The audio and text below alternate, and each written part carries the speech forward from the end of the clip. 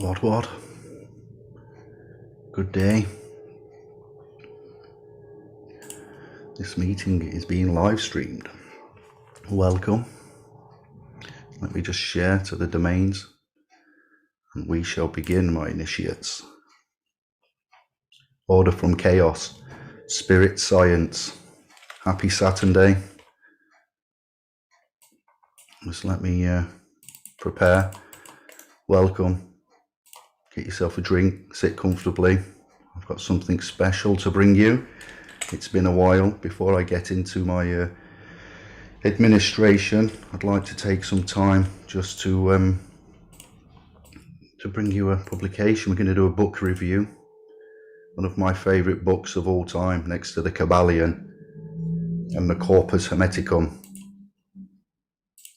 It's a very special publication by a very special author, authentic soul.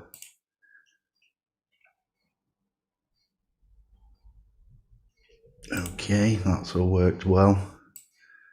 If you're on the replay, get yourself a comfy chair, a brew, a drink, a pen, some paper, and we're going to have a little hour or so catch up on this Saturday.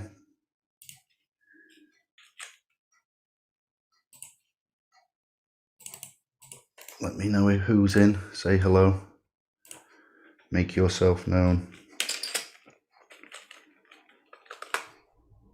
I'm just sharing it into a couple of places now. I'm nearly done, and I shall come on the camera and say what.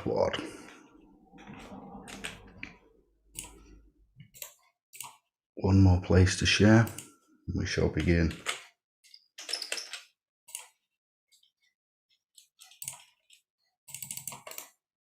Okay then, Christian, Jerry, P, channel scribe, thank you, much love, thank you for the support.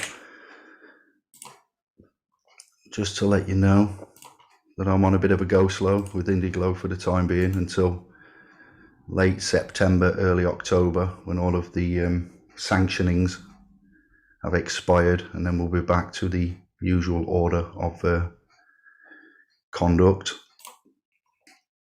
Hello to the 9. Let me turn the camera on, and we shall begin with a very special presentation. Why is it special? You're going to find out very, very soon. Let me start the video.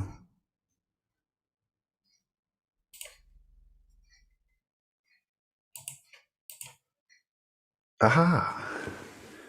Wash. Let us begin. Let me just get the screen ready so I can see the chat room as well. Good day. Greetings. I'm tired. I'm weary, as we all are. I'm dismayed. We're going to leave the politics to one side, and we'll talk about that very soon. I'll get Brother Kevin on, and we'll next week we'll come to you and have a chat about events and what we're doing with regards to politics and whatnot. Some new notices and an addendum has been drafted by Brother Kevin. We're on the case. Just because it's quiet doesn't mean to say that we are taking our foot off the pedal. We're still at warp speed, and things are going to be brought to you next week. I've had a couple of weeks of busyness. I'm now able to command and control 3 different types of fork truck.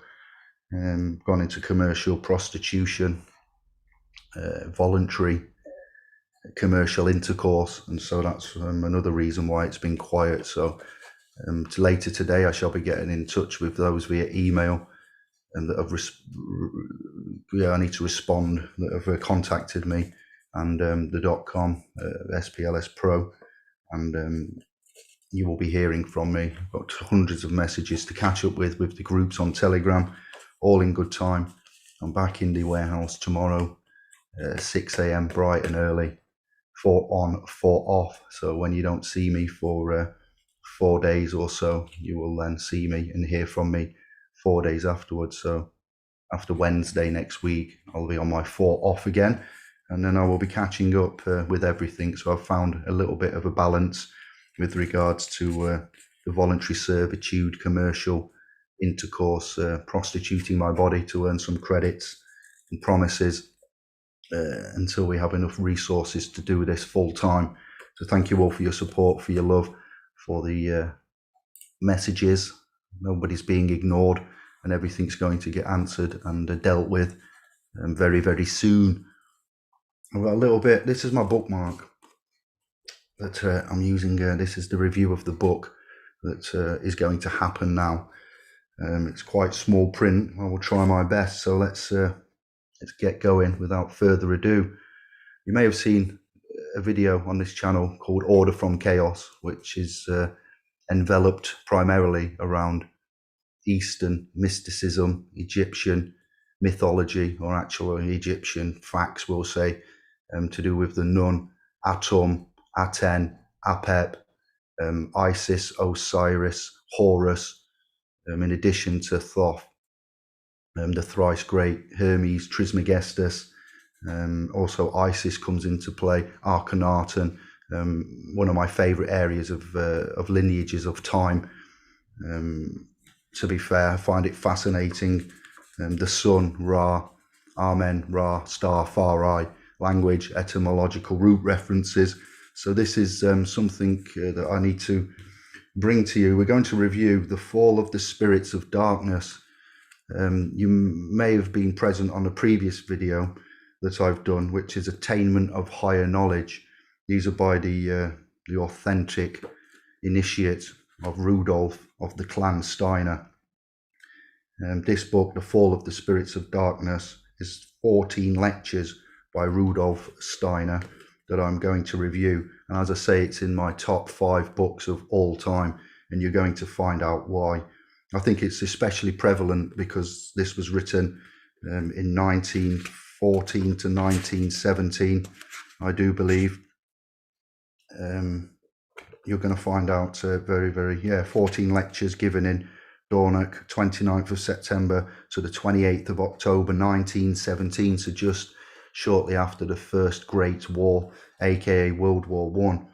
And just remember that time period. It's coming up to over, isn't it? 1917 plus 100 years would be 2017.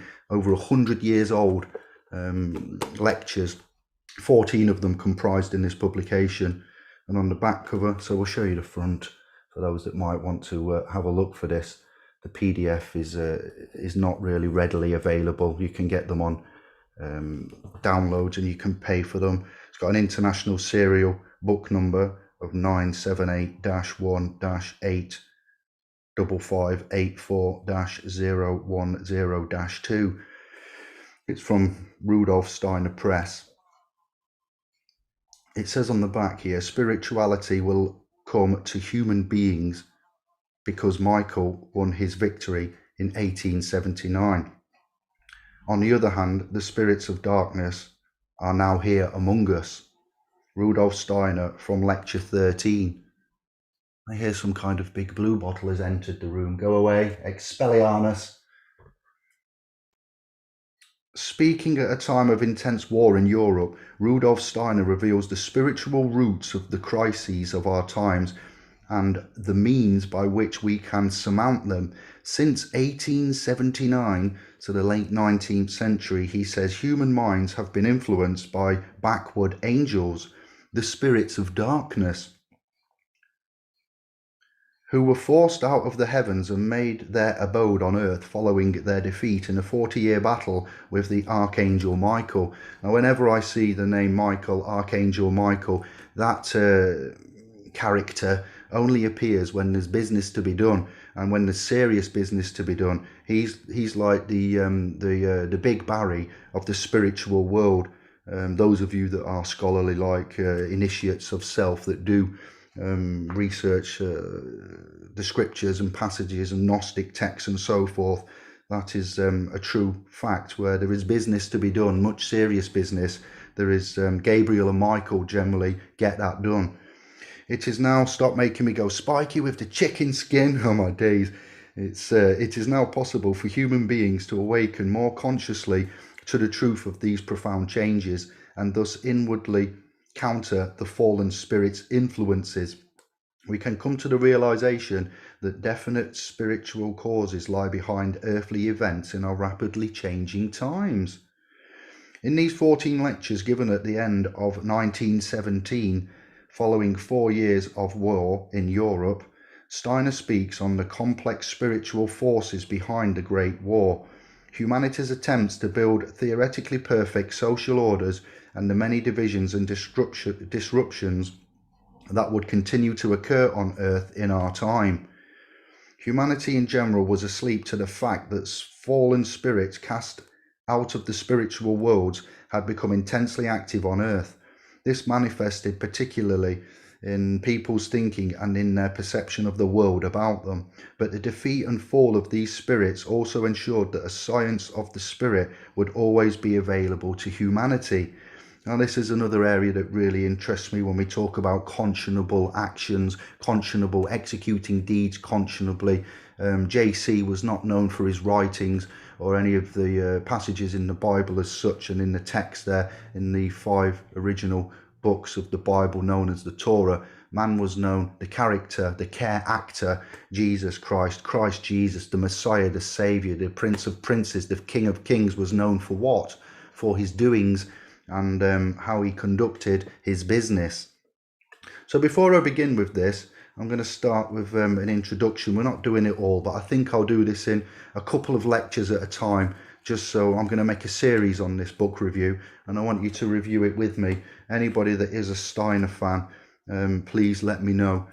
Ties in with some teachings of Blavatsky, Madame Helena Blavatsky, and it does echo similar, or Alan Watts echoes similarly in his Zen-like Tibetan Buddhism, teachings of, O Creator, make me an instrument of your peace. Where there is hatred, let me bring love. Where there is resentment, let me bring forgiveness. Where there is discord, let me bring unity. Where there is doubt, let me bring faith. Where there is error, let me bring truth. Where there is despair, let me bring joy. Where there is darkness, let me bring light. O Creator, or it could be O Spirit at this point, grant that I may seek to console more than to be consoled, to understand more than to be understood, to love more than to be loved, because it is in giving that we receive, in forgiving that we obtain a forgiveness, and in dying that we rise to eternal life. And we could end that with the blessings, Amen, Amen, an anagram of name, Amen. You've got name, and you've got main. So that's my bookmark. That's just something that I come across from my travels, and I thought I'd use that. Never really uttered those words as such before, but I think they're quite prevalent. And in this time, 28th of August 2021, I think that some of this contents, alongside the coverage that I'm doing with the attainment of higher knowledge, what is that title? Let's get that right. And we will then move on with the review. I'll then say hello to the channel supporters and general scribes there. Uno momento. Oh, let's get it right.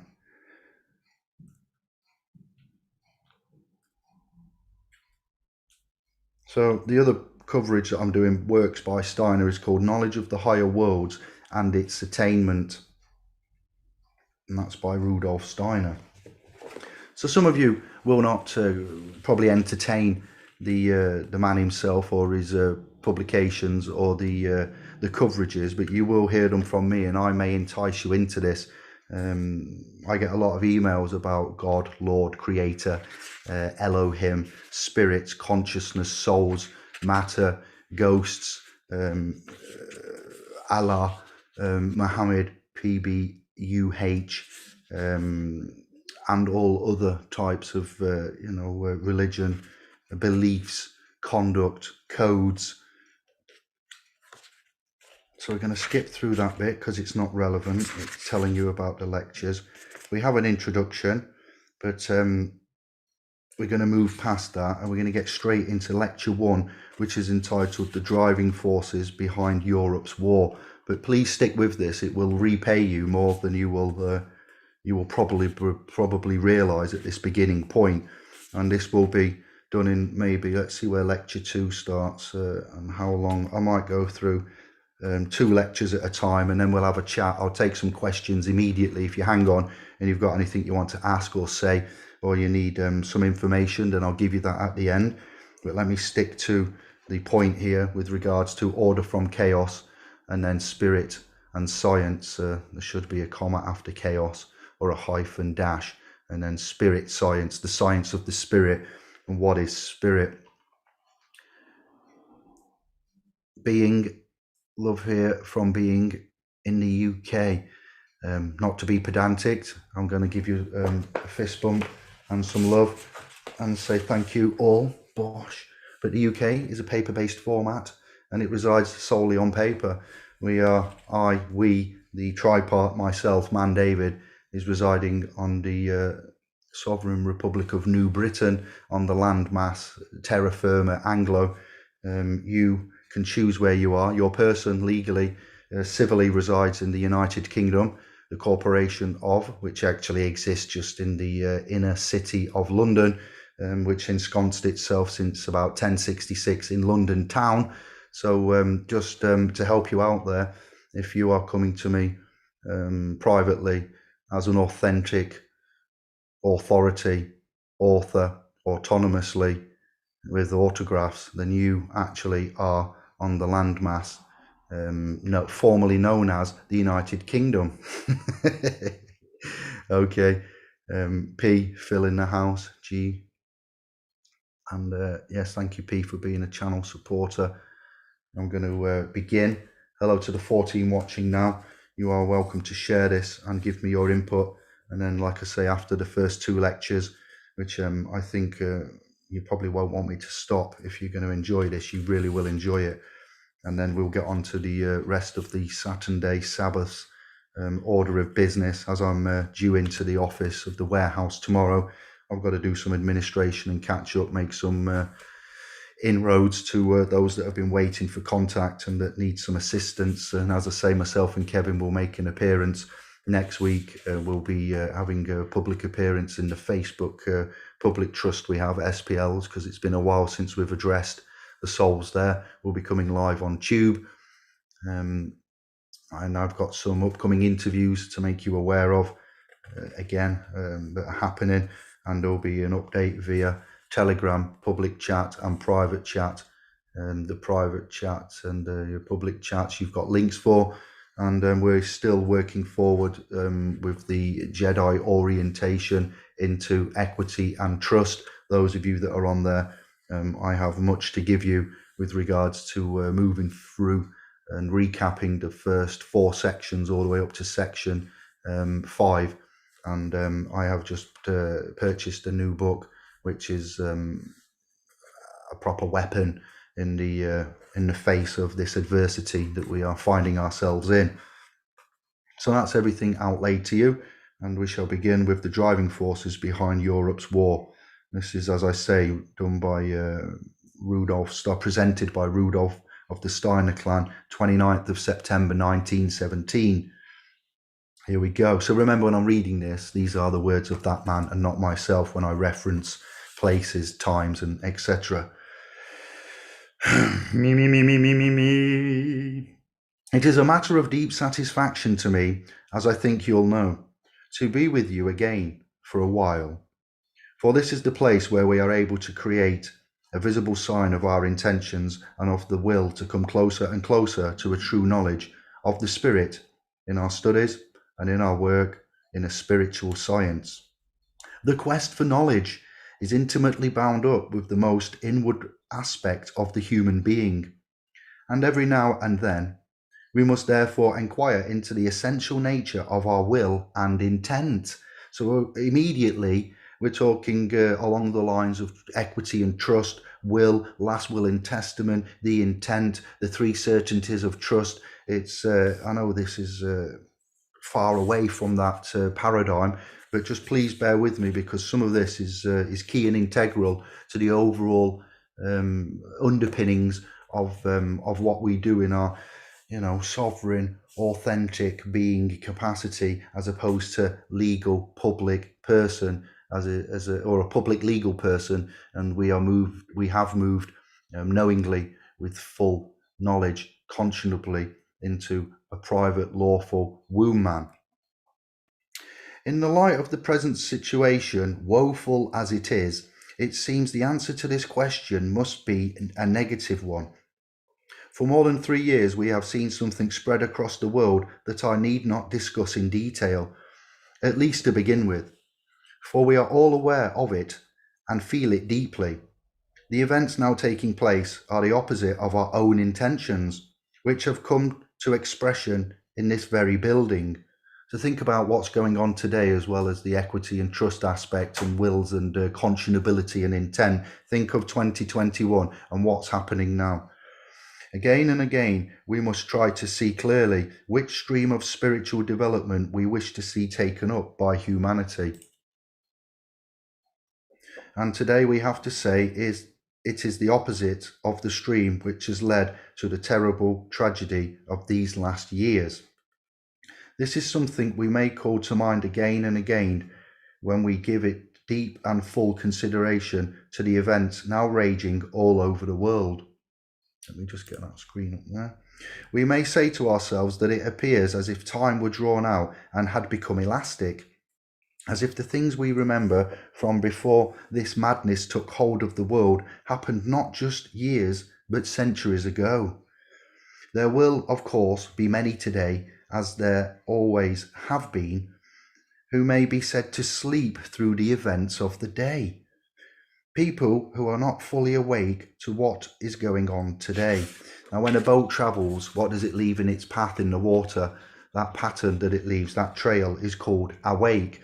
So I like to say not wake and woke, but conscionable, conscious in itself. But obviously it's 100 years old and we're continuously improving the works and the studies of, but this doesn't leave much room for improvement. Just the use of the language and the terminology that we use now can be slightly changed, all right? But when those who are awake look back on what went through their minds 4 or 5 years ago and left an impression, they will feel more or less the way one does when one lets the mind dwell on an old book or work of art that was created hundreds of years ago. Events which meant something to us before this madness came on the world now seem to have happened an infinitely long time ago. Anyone who was awake through the science of the spirit was, of course, able to appreciate what was coming even before these events happened or even developed. Many of our friends will remember the almost routine answer I gave to the questions asked over and over again after my public lectures from the beginning of this century. The question you may remember was, according to the statistics, the world population is increasing. How does this then relate to the idea of repeated Earth lives? We'll be on about reincarnation there. The increase in population is rapid. How can one reconcile this with the spiritual scientific finding that these are always the same souls? So an interesting question there. If souls are reincarnated, yes, and the population is increasing, where do those souls come from for the extra populi? Perhaps they come from animals, G-Star said. Perhaps the animal kingdom are upgraded into, there's a lot of conjecture there, hypothetically speaking, but what an excellent question. Just something to meditate on there, all right? My answer's always had to be, it does look as if the statisticians are right and the world population is increasing, but we have to take a longer view and consider much longer time spans if we are to do justice to that question. And I would always go on to say that a time may well come, sooner than we may expect, when people discover to their horror that the population can also decrease. It is not always possible to give plain and simple answers in anthroposophy. People have not yet reached the point where they are able to take truths in the right way, and some things can only be hinted at. Read through the lectures given in Vienna not long before this catastrophe came out on our world, and you will find the passage where I spoke of the social cancer that is gnawing away at the evolution of humanity. This and other things were said in order to indicate what was going to happen in human evolution and to challenge people to reflect. For we need to reflect on these things if we are really and truly to wake up. We need to be awake and alive for the sake of humanity. In anthroposophy, it is to fill its purpose. If anthroposophy is to fulfill its purpose, its prime task must be to rouse people and make them really wake up. Merely knowing what is going on in the physical world and knowing the laws that human minds are able to perceive as operative in this world is no more than being asleep in a higher sense. Humanity is only fully awake when people are able to develop notions and ideas of the world of the spirit. This is all around us, just as air and water, the stars, the sun, and the moon are all around us. When we are physically asleep, we are wholly given up to the internal processes that go on in the body during the night and have no idea of anything in the physical world around us. We are asleep in exactly the same way when we are wholly given up to the physical environment and to the world and the laws of the intellect, and have no idea of the world of the spirit that is all around us. Now, in the line of work that I do and that you do, and discovery and education, and just that in itself is an extremely powerful paragraph there. Humanity has made great play of its intellectual progress and scientific achievements in the last few centuries, and has been particularly insistent on this at the turn of the 19th to the 20th century. Yet strangely enough, the unconscious and instinctive life was never more to the fore than it is at this time. Up to the present time, this instinctive and unconscious element has increasingly taken hold of the human race. Failure to see the spiritual reality and take account of the element of the spirit is ultimately the cause of this terrible world war. Nor can it be said that through these years which have turned into centuries, for anyone who is awake in them, as I have said, humanity has learned an adequate lesson from the terrible events around us. Sadly, it has to be said that the opposite is the case. What is the characteristic element to be found day by day, hour by hour, when we take note of what people think, or rather pretend to think and pretend to want? It is that, fundamentally speaking, no one in the world knows what they want. And no one realizes that people's perfectly justifiable aims, whichever form they may take in the minds of individual nations, would be achieved so much better if they did away with these terrible wars in which so much blood is shed. I draw your attention now to Afghanistan. People do not realize that these terrible events with their bloodshed are really not necessary as a means of helping them to achieve their aims. ISIS comes back into play again now. Yes, the Taliban itself and all the other factions of those terrorist organizations, freedom, independent Islamic movements and such things as, okay. These events have a mysterious background, but not so much mysterious, eh? Consider some of the things said in our anthroposophical lectures over the years, and even if they have only been touched on lightly, you will find perfectly clear statements. Also with reference to the most significant of recent events. Consider also what has been said in these very rooms, especially in the last few years, on the character of the Russian people and the difference between the Russians and the peoples of Western and Central Europe. You will find that you need the things which have been said here to gain understanding of an event that happens to come in with such venerance. It has burst forth as though it were a karmic vengeance, the inner meaning of which is quite clear. Through the word vengeance must be taken as the technical term and not at all in a moral sense.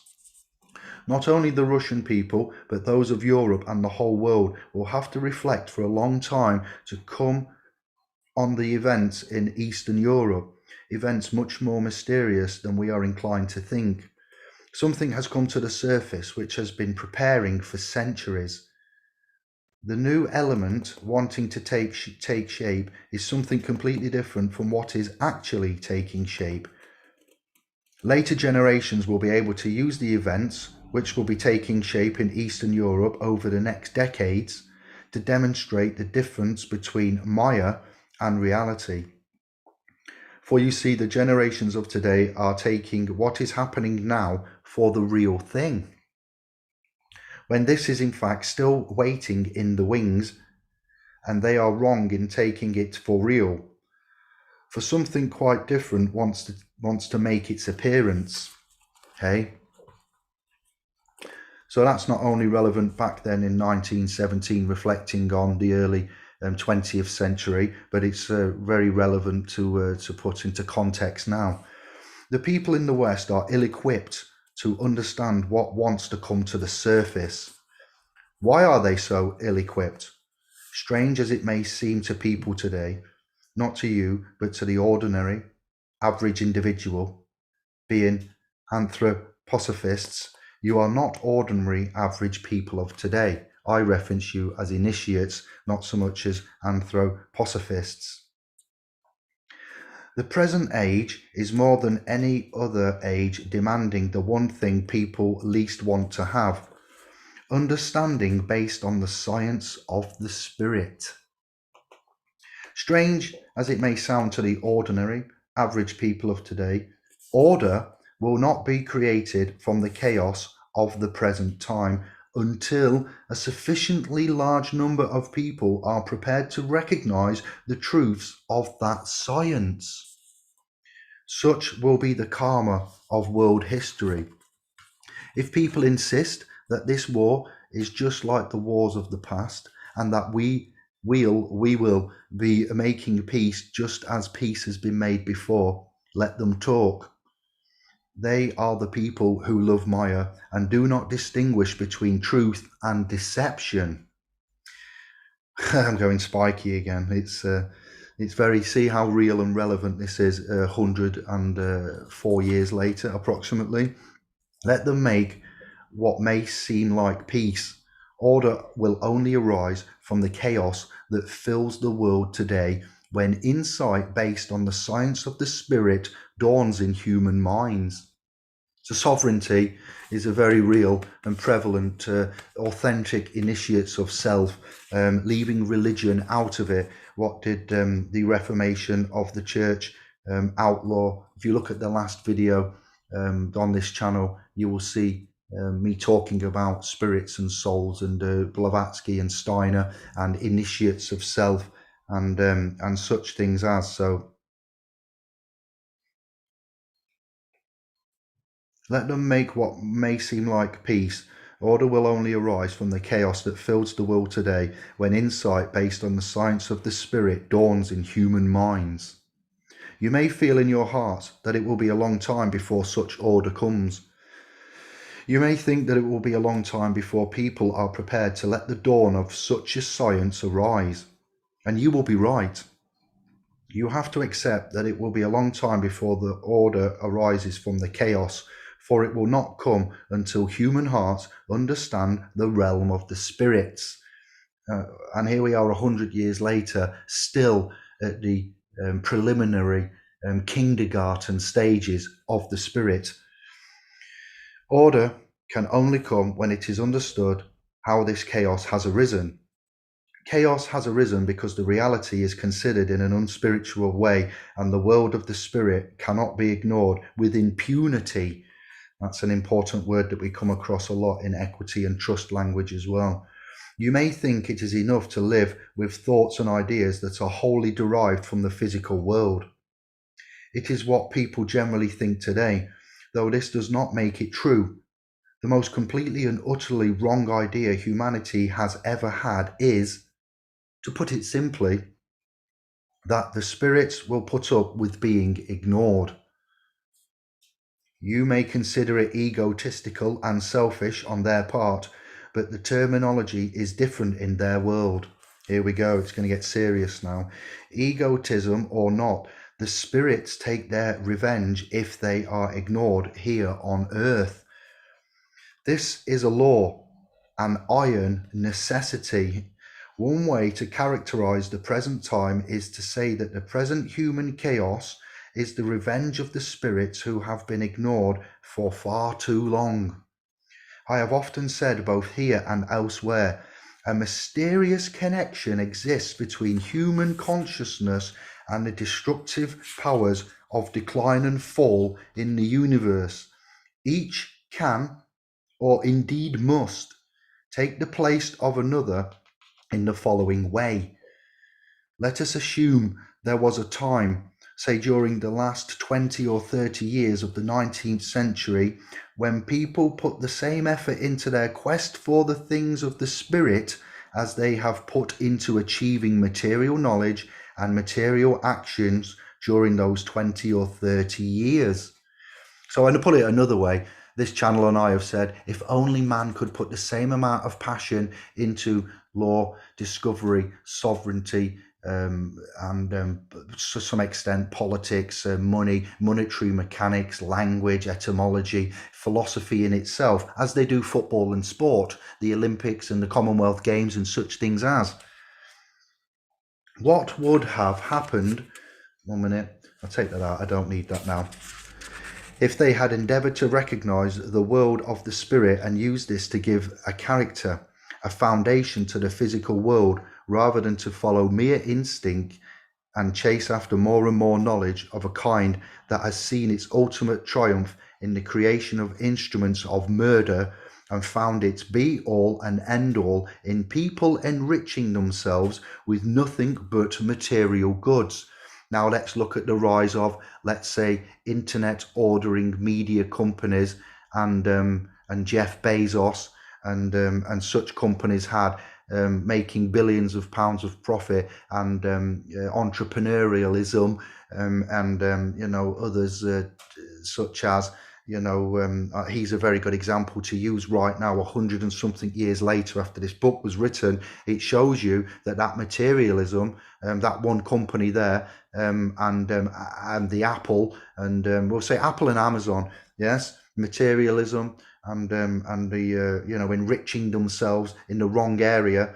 It's that today can be proven by those two companies. Other such online marketing and telephone media connection networking companies are available, but to make the point of reference, I need to mention those two corpses that are currently monopolizing the realm of materialization for the physical. I do not endorse or sponsor them, and I begrudge mentioning them names, let it be said. What would have happened if people had sought to gain spiritual knowledge and spiritual impulses for their activities in the social sphere? It would have meant that the powers of destruction were paid off. If people had been more awake and not asleep in the last decade of the 19th century, there would have been greater awareness, therefore no need for destruction in the first decades of the 20th century. Spiritual awareness simply has to be greater than purely sensual and material awareness. If this had been the case during the last decades of the 19th century, the powers of destruction would not have had to intervene in the early decades of the 20th century. This is brought to realization most insistently and perhaps most cruelly to the perceptive mind when you meet many of the dead who have entered the world of the spirit, either during the last decades of the 19th or the first decades of the 20th century. Many of them have been caught up in the hustle and bustle and search for material values here on earth, and never had the opportunity to let spiritual impulses around awareness. Many have gone through the gate of death without even a notion of the thoughts and ideas that point to a spiritual impulse. If they had the opportunity to take in spiritual thoughts and ideas before they went through the gate of death, they could have taken these with them. It would have been something they needed after death, but they were not in a position to have it. Anyone who knows the history of ideas of the last decades of the 19th and the first decades of the 20th century also know that people actually no longer knew how to use the term spirit. It has been used to describe all kinds of things, but not the true spirit. He's got a good spirit. Oh, David, he's a great lad. He's got a good soul. He's got a good spirit. His nature, his spirit. I like the spirit in you. That's the spirit. You know, spirit is used very, very much loosely, but not in its true sense. It has been used to describe all kinds of things, but not the true spirit. Those souls, therefore, had no opportunity of knowing the spirit whilst here on earth, and they have to take the consequences. Having gone through the gate of death and entered the world of the spirit, they are thirsting for, segue 4.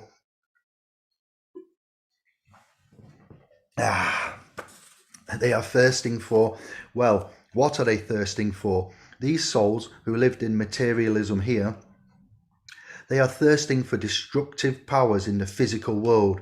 Those are the dues, and they must be paid. There is no easy way of dealing with these things. If we want to know the realities in this sphere, we must acquire a feeling for what the ancient Egyptians called iron, necessity. Terrible as it may be, it was necessary that destruction should spread, for those who had gone through the gate of death were longing for the destructive powers in which they were able to live, seeing they did not receive what was due to them and had been deprived of spiritual impulses whilst here on earth. Order cannot arise from the chaos until people are ready to give room to such grave truths in their souls, and also let these truths enter into the ideas that apply in the world of politics today. And if these truths sound pessimistic to you and make you think that humanity is still a long way from achieving all that is demanded, as I have indicated, you are indeed right. But let this justifiable pessimism become a challenge to be awake and to try, whatever your place in life may be, to awaken souls so that the science of the spirit can send out its impulses. It cannot yet be done to any great extent, but we must have the real, honest desire to make man consciousness, famalan, to make people consciously aware in such a way that they are able to overstand this concrete fact. Now let me pause there and go on about the law of attraction, Murphy's law. What you inwardly project, you outwardly manifest. Okay, The Secret, prayer, lots of laws, how life works, and intent, the law of attraction, and things like that. Longings have arisen in the dead in recent times, and those longings are being met with events which are truly horrifying for those of us who are alive here on the physical plane. Just think how easy it is for some people to present their friends with an image of the region into which human beings enter when they have gone through the gate of death. Consider the unctuous sermons preached in the churches, with politicians now actually following the example of these sermonizers. New word, everybody, sermonizers. And the facile notions people have of the world of the spirit And you simply cannot help realizing how far removed from reality is the facile vanity of many of today's leading figures. Compare the speeches of such leading figures, and their lives show how they do anything but lead, and that they are guided by all kinds of forces which they are completely unconscious and which are not the right forces. Joe Biden, Boris Johnson. That's not written there. That's just something, again, to show you how it encompasses not only the time at which this author authorised and lectured in 1917, but over 103-4 years later, it's still happening right now. It's just another case of history repeating.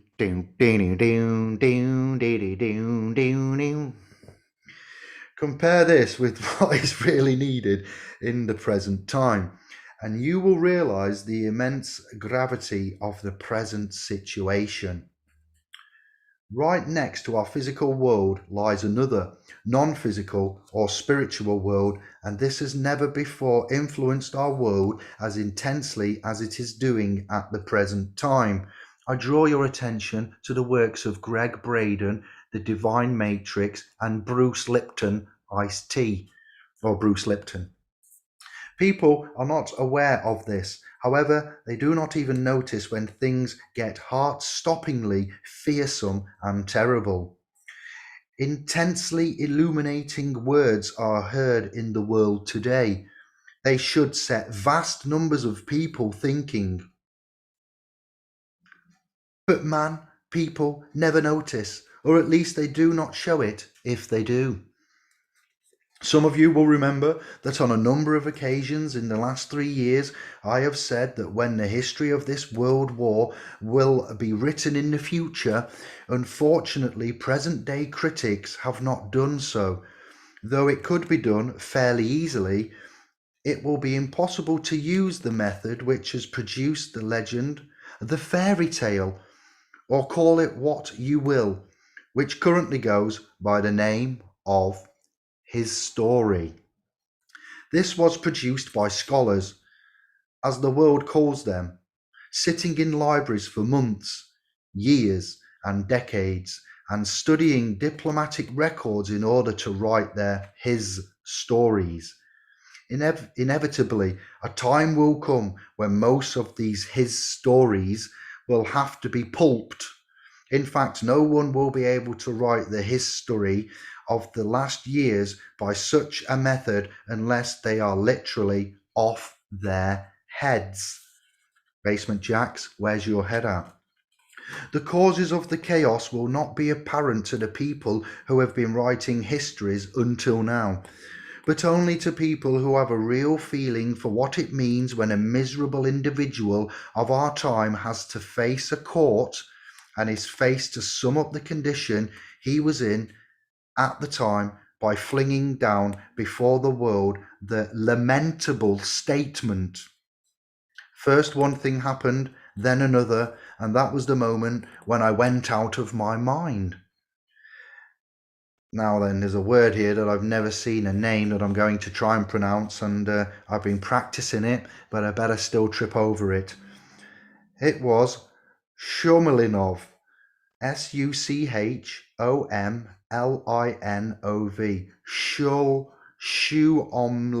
Shumlinov, who spoke these pitiful words. Many people had gone out of their minds at the time. Not only Shumlinov, what kind of moments are these in world events when the only way of describing them is by confessing that one has gone out of one's mind? They are moments when Ahriman and his cohorts gain access to the human race. Ahriman, Ahriman,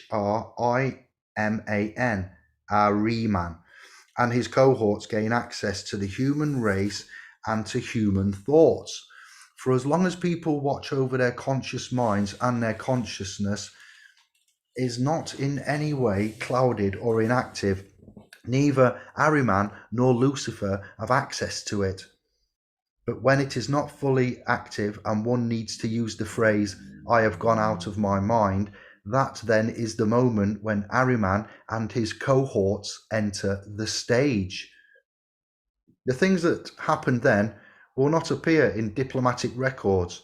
Little of what it says in those records in recent decades makes real sense. By the way, leaving this aside, the things that have happened in our time and have led to chaos are not merely human actions, but above all, the actions of Ahrimanic spirits seeking to gain access by reducing human awareness. Some of you know very well that soon after the present catastrophe broke on the world, I pointed out that when we speak of the origins of this catastrophe in time to come, we must not do so on the basis of written records. Instead, we shall have to point to real facts through which Ahrimanic spirits gained access to the stage of human events. You're all accused of being in league with. These things must be taken in all seriousness. They have to be seen as concrete realities and not merely as abstract formulations. People who do not know anything about it may well laugh. When one says that Ahriman gained access to all human evolution, they may well laugh at people who say this. But the day will come when world history laughs them to scorn for having laughed at others today. We certainly cannot say that the judgments, ideas, and notions to be found on the surface in recent years show any degree of maturity. People even failed to understand when 18 months ago it was pointed out somewhere that something might soon happen of which due note should be taken. It should not be taken lightly. Concrete examples given as an indication as to what was likely to happen were never taken in the right way. People were not sufficiently awake in their minds to do so. Now the event has come, and people fail to realize that something is taking root deeply in a certain soil. People are taking it as something which, well, because a certain number of statements take up so many lines, people accept that they have a number of statements made in that particular number of lines, and they are not at all interested in looking for the roots of such statements, but simply take things at their face value. I think you know what I mean. You know I am referring to the papal note as something I had seen coming for 18 months. I have looked around a great deal to see if I might not find someone who has expressed their views on this note, or asked the kind of question that should have come to mind.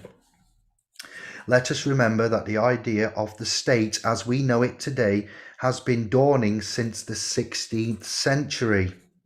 In some parts of the world, peculiar people known as historians are speaking of states as something which have existed for I do not know how long, but they know little about real history. The present day idea of a state is no more than 400 or 500 years old, and something entirely different existed in earlier times. So, are we still at war? Where did the present United Kingdom government come from? It was introduced in this era when the Second World War, the Second Great War, okay? Government, states in themselves from the 16th century.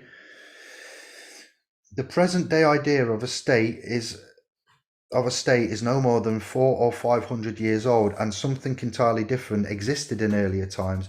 It is important to know this and really be clear about it. The priestly element, which is found in Rome, is indeed older than our modern states. It had its justification in its own day, when it brought about many things in the world. I could say a lot there.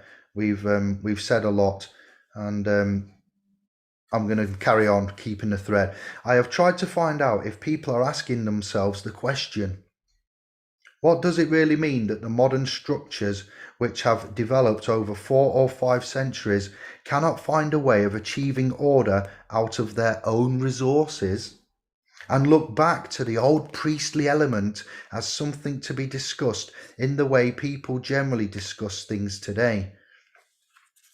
It would interest me to know if anyone faced with the question as to whether it is a good idea to skate on ice when it is only 1 millimeter thick would actually answer in the affirmative. Relative to what we are really dealing with, the concepts on which people base their opinions when a priestly element brings impulses into modern life today are like 1 millimeter layer of ice covering the water. The things people write and say today are like someone skating on ice that is not more than 1 millimeter in thickness. No one is trying to understand what is happening. No one is prepared to see that what matters is not to take a document and look at the statements it contains, but to know that a statement can mean something totally different depending on the source of which it comes from. Everywhere today we are faced with the need to warn people in all seriousness to look at the origins, to see how things are related, to look for realities and not to the way things look on the surface. Surely it cannot be that difficult for anyone to admit, I see the way things are, but I do not yet understand them, and therefore I will not say anything to interfere. Considering the incredibly superficial level of education, don't let them fool you or even try to school you, as the late great Robert Nesta Marley sung about. We talk about indoctrination. It is not at all surprising when people are able to understand and have an opinion on everything. People find it really difficult to admit that they cannot judge an issue and need to get a basis for their judgment before they give an opinion. In fact, it hardly ever comes to their minds that one has to have a basis on which to form an opinion. Infinitely much depends on real insight into the driving forces, especially for the immediate future. It has to then be realized that the chaos will certainly not be reduced if, speaking hypothetically, the churches were to succeed in establishing even the initial stages of apparent order. The worst error we can fall into would be to say, it does not matter where peace comes from, even if it is from the Pope, or the papacy as we call it. The point is, it may actually cause no harm at all to have peace initiated by the Pope. The question is how those who are involved see the issue. And again, we need to be really clear in our minds that the present time is literally challenging us every hour, indeed every minute, to wake up. Anthroposophy, as a science of the spirit, can only be understood by those who are able to grasp that humanity is being asked to make a clear decision. Either the spirit is understood or the chaos continues. A papered over chaos would be no better than the carnage we have today. If we are unable to come up with anything better than materialism again and again, materialism, even a heightened materialism in the next few years, and if it were to happen that the events of the last 3 years to which humanity has failed to wake up and take notice were to lead to a new rush for material goods, many people are longing for this as something that comes with peace. Then souls would once again go through the gate of death and thirst for destruction here on earth. There would be no end to the destruction. All it needs is to get an idea, a feeling, an inner impulse for the need to turn to the things of the spirit. So an inner standing and an inner impulse. for the need to turn to the things of the spirit. Then we shall progress, depending on the extent to which this is achieved. Anyone who wants to gain a little understanding of the present position and looks at our time in the light of the serious truths we have been considering must develop a reasonable degree of feeling for all the terrible, hopelessly commonplace and superficial things that are now being written and said in this world. Imagine a band of children smashing up all the pots and plates, glasses and everything in the house. The adults who see this happening are considering how to stop them doing it. For the children keep running into the larder and all over the house to find more things to smash. Finally, the adults have an idea as to how they can stop it. A number of people who are watching, people who actually consider themselves to be the teachers of these children, find a solution. They take care that everything breakable is collected and then smashed into pieces, and that they think should put an end to it all. I do not know how many people would not consider those teachers to be fools. This is the kind of situation where people would see the truth, yet there are people who consider themselves to be wise and who say to the world, carnage must continue until peace comes. We will bomb the freedom out of them. Everything has to be broken, so then there will be nothing left to smash in the world. This is considered wisdom. Go on murdering people for as long as you can and you will stop the murder. This is called wisdom.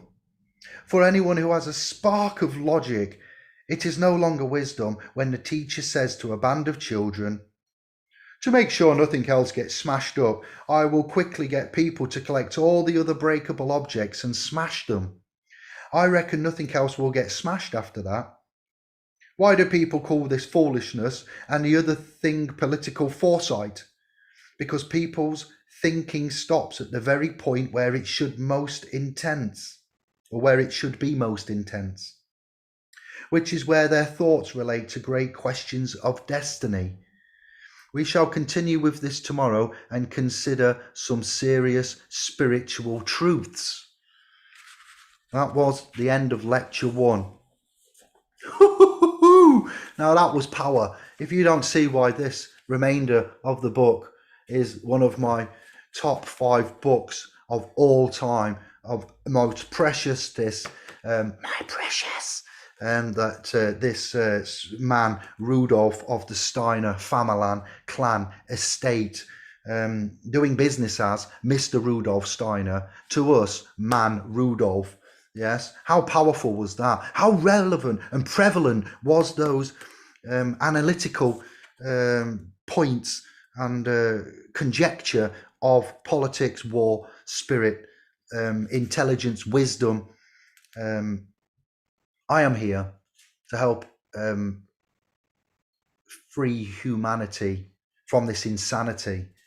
Okay, I, man David, I am on a sacred contract. I have had a message from the universe. I have, since a little wee boy, a little crazy, hyperactive, energetic, authoritarian, questioning young soul, known that I had a higher purpose, that I had a job to do, that I had a message to bring in this age of mess. I've not known until the latter part of the 2010 onwards what my job and role and my goal is in life, and it is to serve my higher self. I have had messages, syncretism, synchronicity, syncretism, synchronization, 1111, 1113. Things are speaking to me, and it is from a spiritual realm, not the dead and not God himself, the universe, nature, quantum mechanics,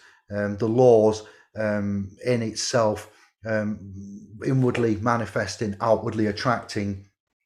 We are here, I am here, splspro.com, Sovereign Paralawfuls, our works, Kevin, the trustees, the admins, all of the ones that have stepped up to rise to the challenge. A man called Stephen needs a shout out for what he's doing at the minute, and has stepped up to put his head above the parapet. A builder from London, outshining myself and others in some aspects of this realm. It brings a tear to my eye. I can't mention all of the admins that we have, but they know who they are from top to bottom. And the wars that are going off in this battle is tremendous, and each have their part to play. And I send love and respect to all that are helping us, so all that are stepping up to support, to share, to encourage, to donate, and to walk this path, this narrow path, through the valley of the shadow of dark spirits. The fall of the spirits of darkness is upon us, and we are here to protect God's breakable things, the Creator's breakable things. We protect the broken, as the Horde says in James McAvoy quote from what was the film called there? Who is he? What's his character? Yes, can you think of the film? The Hollywood blockbuster. Yes, the broken, the Horde. He's got 21 personalities, and the Horde, I think, is the 22nd. The combination of all the animals in the zoo that he used to protect, the multiple personality disorder, the character, the acting in that's one of my all-time favourite scripts and presentations. You protect the broken. Glass, Mr. Glass. Okay, Samuel L. Jackson playing Mr. Glass, James McAvoy playing a character called, and when the Horde comes out, he says to Mr. Glass, you protect the broken. And obviously Mr. Glass is a very breakable. Heroes, superheroes, real heroes. Be the hero that you want to be. The old icon for this channel. So let's see who's dropped in halfway through this. You will need to rewind, and you will need to pay homage to the works of. I'm going to do a little refresh on the screen.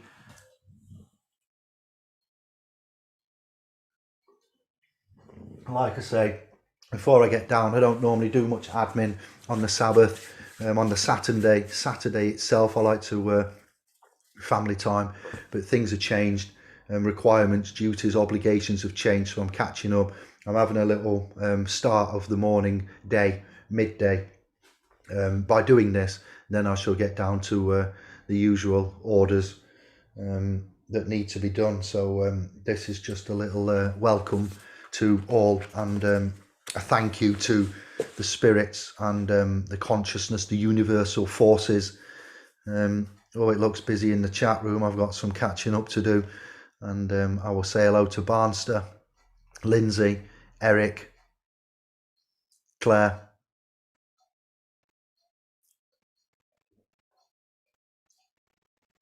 Seymour, Tony.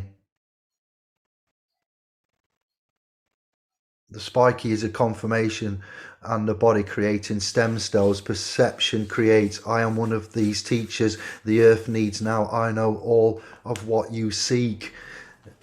Got some revelations, Romans being quoted. It was brought by the English, and they created Wicca.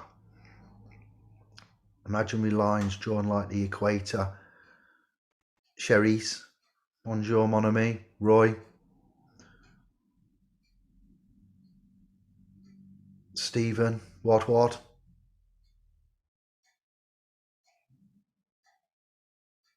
You're welcome, Stephen. You're welcome all, admins, souls, initiates. Amazing that this book is over 100 years old, antique. To recap, we're doing a book review on this. It's very shiny, so it's hard to get the cover for you.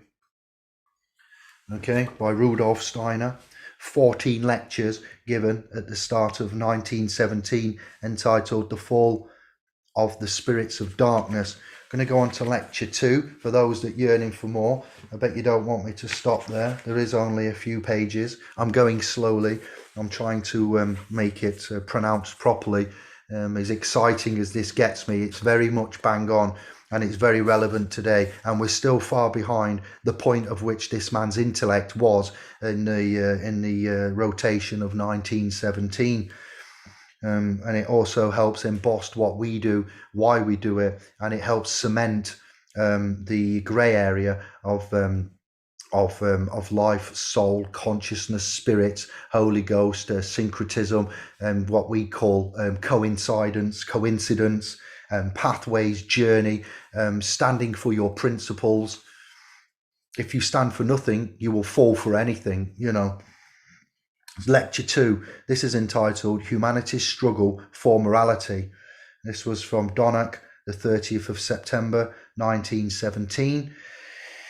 And we continue on, and then we're going to finish, and I'm going to get, like I say, get some food, and then get onto the Telegram areas, the Facebook, and I'll be working till about 9 p.m. tonight, catching up with everything, messaging, email, making calls, and making sure all the loose ends are tied up before I start back in the warehouse at 6 a.m. tomorrow, Sunday, Monday, Tuesday, Wednesday, 12-hour shift, 6 till 6, Thursday, I'll be back for Thursday, Freya Day, Saturday and Sunday, and then going back in Monday, and it alternates like that. So you will have 4 days of 48 hours of more than 48 hours, nearly 100 hours of me away, and then 100 hours in, until we can have the resources to fund ourselves privately and do this great work. Mentalization in itself, encompassing all aspects of human consciousness, psyche, and souls and spirits, intent, conscionable deeds to be executed. Humanity's struggle for morality. Today's lecture will add further details to an image which I finally hope to present in its entirety tomorrow. We are living at a time, yesterday's lecture will have given you an idea of this, of which we can say that much will have to change in the way people think, feel, and use their will. Our inner aims will have to change. It is especially with regard to our innermost being that old, inherited, and acquired habits will have to go, and a new way of thinking and feeling develop. This is what our time demands. I think it can have a profound and truly significant effect on people to ponder the truth I presented yesterday, which is, to put simply, that there can only be one of two things: destructive processes here in the physical plane, or the spiritual development of humanity. Just think what it means that knowing this truth, we shall be compelled to feel socially at one with the dead, the departed. Our inner response to present events on this physical plane is one of deep pain, and it is right this should be so. On the other hand, we should not forget that the number of people who have taken up spiritual life in recent decades is indeed small. Pardon me. And the souls of those who have not done so are thirsting for destructive processes here on the physical plane, because these will give them the powers that they need for the life of the soul and spirit which comes after death. In practice, this means we are challenged to do everything we can to encourage spiritual life as the only way of freeing future humanity from those destructive forces. It has to be clearly understood, of course, that this was different in the past, when the fact that an age of materialism must inevitably summon up an age of wars and devastation did not hold true to the same degree. It will, however, hold true in future. Humanity is labouring under numerous illusions that have their origin in the past. The consequences of these have not been as serious in the past as they will be in the future evolution of humanity. I think it is fair to say that, generally speaking, human souls are still very much asleep at the present time, and fail to notice many of the tremendous changes now taking place. Sometimes, however, some of this comes through at an instinctive level, and individuals are then aware of the great riddles of the age. However, Many are not fully active inwardly and therefore not yet able to experience these riddles in their full depth. Taking note of the turbulent and destructive events of today, some individuals are becoming aware of one such riddle. Riddle me this. Yet they are in many respects quite unable to find the answers. Yet they are in many respects quite unable to find the answers. The riddle I am speaking of is the discrepancy between intellectual and moral development in human evolution. Strangely enough, recent developments in materialistic thinking have led none other than the Darwinists to this conclusion. Haeckel, too, has commented to this effect in his Waltratessel. That's a German spelling and a German name. Haeckel is Haeckel, and Weltratsel is Weltratsel. Now, in these times of war, it can be seen again and again that this imbalance between intellectual and moral life in human evolution is beginning to puzzle people. They say to themselves, quite rightly, that the life of the intellect, the rational mind, has made tremendous advances. This is what many people call the realm of science today. It provides the basis for the modern materialistic view. Consider the tremendous advances made as the laws of nature have been penetrated, studied, and finally used to build all kinds of instruments. Most recently, especially the instruments for murder. People will also begin to consider other things in the light of this science of theirs. They will analyze foods for their constituents and manufacture chemical foods, never realizing that chemical foods are not the same as those provided by nature, even if they do have the same constituents. Intellectual, or we may also say scientific, development has shown an upward trend. Moral development has not progressed to the same extent. Surely the present world catastrophe could not have arisen or taken the course it has taken if moral development had kept pace with intellectual development. If we'd have been at the temple a wee bit more than we had been at the other place, it would be right to say that because moral development has not progressed, intellectual development has assumed something of an amoral character and has in many respects become downright destructive. Many people are beginning to notice that the moral development has not been keeping pace with the intellectual development of humanity today. Initiates, can I get a whoop whoop? Can I get a team indie? Yeah. However, no one asks at the present time that issues like these should be gone into sufficiently deeply so that they may serve a truly human evolution. No one asks that they should be tackled at the point where it is fully evident that modern people simply cannot penetrate to the deeper sources of human thinking and human actions. Because elements which are separate and distinct in man and relate to quite different regions of the universe are all mixed up in people's minds. Modern scientists are faced with a human being consisting of physical body, etheric body, the body of generative powers, astral body, and ego. But everything is mixed up. People do not make the distinction in modern science. How can we arrive at a science that will enable us to grasp all of these things if everything is more mixed up together? The truth is that these different aspects of human nature belonging to entirely different regions and spheres of the universe. Our physical body and our generative powers relate to the physical world. With the astral body and the ego, we enter a totally different world every night. And initially, this has extraordinarily little to do with the world in which we are awake during the day. The two worlds really only work together insofar as they are brought together in the human realm. Consider also that the human ego and astral body are much younger than the physical and etheric bodies. The first beginnings of the physical body go back to the time of ancient Saturn. Search what Saturnalia is.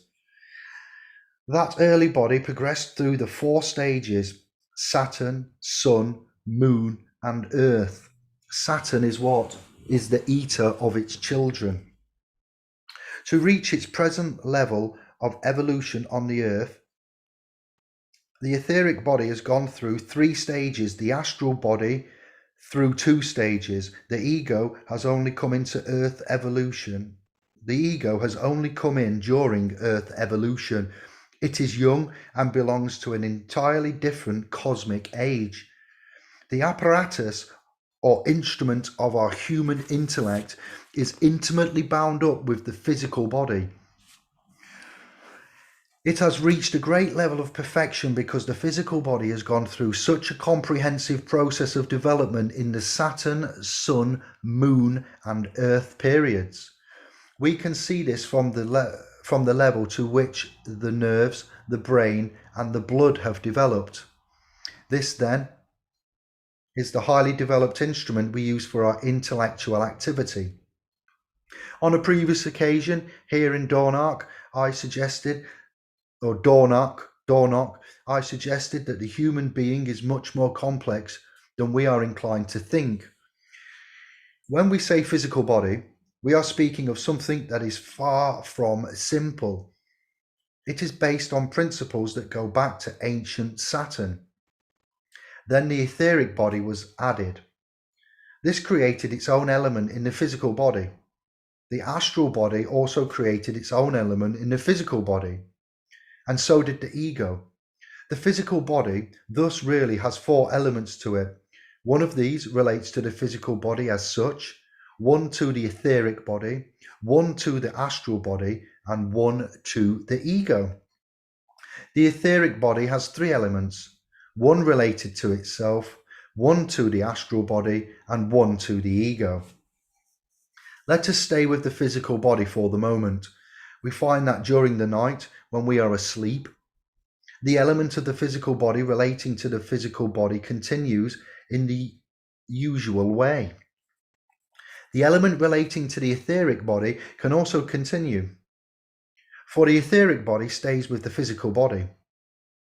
But what happens to the element relating to the astral body, which is organized to meet the needs of an astral body that wants to go outside, and with the element relating to an ego, which has also gone outside?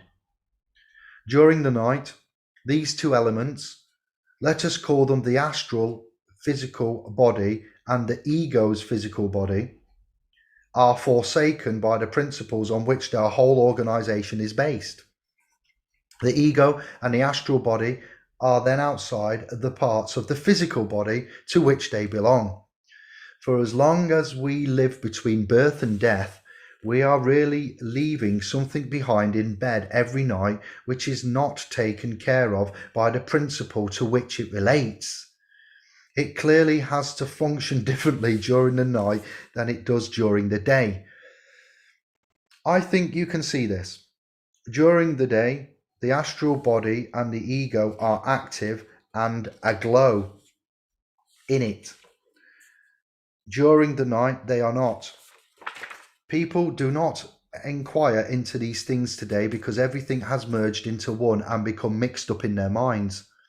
As I have said, they do not distinguish between the different aspects of their body, though these can be quite clearly distinguished. During the night, when we are asleep, the astral physical element in the physical body exercises power very similar to the powers of Mercury. The mercurial powers that make Mercury liquid, and so on. The part of the physical body relating to the ego, like salt during sleep. Human beings thus have salt and mercury flowing through them during sleep. Up to the 14th century, those alchemists who must be taken seriously, still knew of these things. After this, sectarianism came into alchemy and the books were written which are generally read today.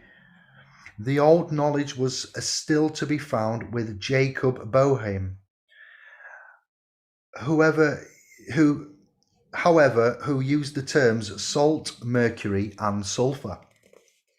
Those are some of the secrets of human nature. We say then that when we are asleep, we look down on a body that has become mercurial and salty. The fact the body becomes mercurial has highly significant consequences, and we may be able to say more about this in the course of these weeks throughout these lectures.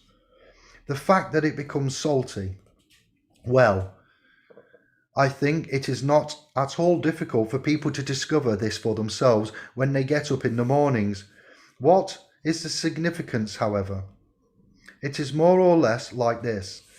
On waking, the ego and astral body, having been outside in the world of the spirit during sleep, enter into the salty or mineral principle in the human body and into the mercurial principle, which flows within the human being as a vitalizing principle. Principles which have been separated during the night now come together as they interact. Opportunity is given for the things acquired in the world of the spirit to be brought in. Mercury and salt have been resting. Now the ego and the astral body enter and fill them with what they have gained in the world of the spirit. As a result, the physical body, the instrument of which has evolved from ancient Saturn, is enriched still further. On the one hand, the physical body is the instrument we use for intellectual activity, and it is truly venerable and highly developed because it has evolved over such a long time. Yet, on the other hand, the process I have just described can bring the influence of the spiritual world to bear in the present time. As a result, human beings are now able to influence the instrument of the intellect from the world of the spirit, and intellectual thinking can play such a significant role in the present age. The world in which we are between going to sleep and waking up again does, however, have one peculiarity.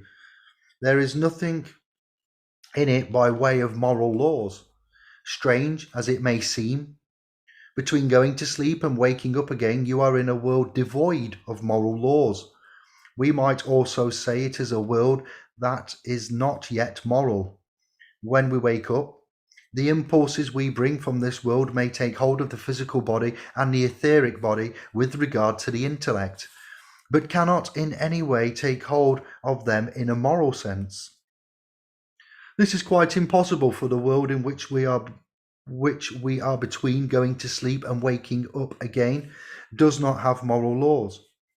People who think it would have been better for the gods to arrange things in such a way that humans did not have to live on the physical plane at all are very much mistaken. For in that case, people could never become moral. Human beings acquire morality by living here on the physical plane. In short, we bring wisdom to the physical body from the world of the spirit, but not morality. This is tremendously important and significant, for it explains why humanity must inevitably lag behind when it comes to moral principles, whereas the gods have made excellent provision for their intellectual development, not only providing them with an instrument which has evolved through the Saturn, Sun, Moon, and Earth periods, Mama Moon, but also giving them the wherewithal by which to maintain the intellect by filling them with wisdom in the world which they enter during sleep. Remember, the moon has tides, the moon controls tides, flow, currency, current, charge. It will not be until later periods in the second half of Venus evolution that we make connection with the moral world during sleep.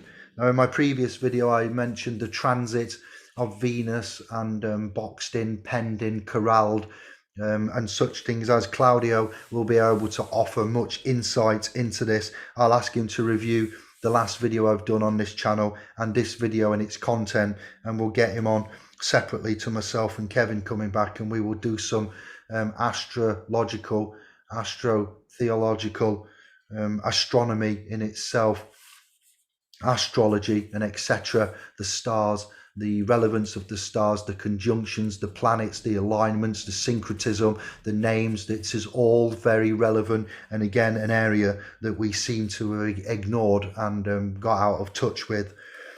Clearly, it is therefore tremendously important for us to see it that our social life becomes truly moral.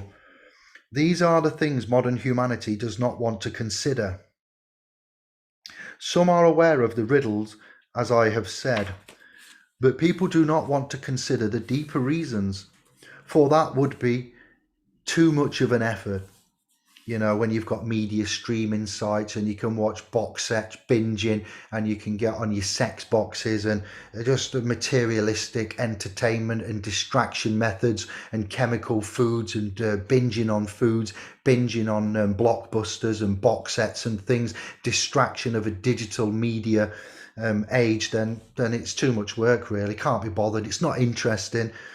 They want to take human nature as it presents itself and refuse to consider that in many respects it extends into the worlds of the cosmos, beyond space and beyond time, and that human nature cannot be explained if we merely look at it in the way in which it normally comes to expression and do not take account of these other aspects.